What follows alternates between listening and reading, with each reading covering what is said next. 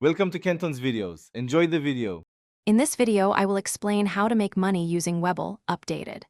Open a Webull account, enable paper trading, and set a small risk per trade before funding real money to protect capital. Study simple strategies, use limit orders to refine entries, and test those strategies in paper mode for several weeks. Track performance, adjust position sizing, and stay disciplined with fees, taxes, and consistent habits to grow steadily. Combine technical analysis, fundamentals, and news flow to build trade setups that match your time frame and risk tolerance. Define a clear trading edge, practice simple rules, and keep a journal to learn from each trade.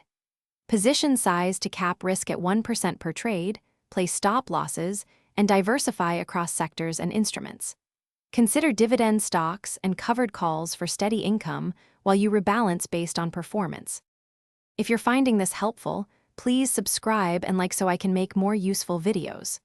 Quick recommendation. For a fresher commute after long market sessions, pick up Little Tree's Black Ice for a clean, long-lasting scent that makes your car feel new again and eases stress during trading breaks. Check the description for the link and other deals, and now let's get back to the video. Fund accounts gradually and avoid over-leveraging with margin during volatile sessions to protect capital.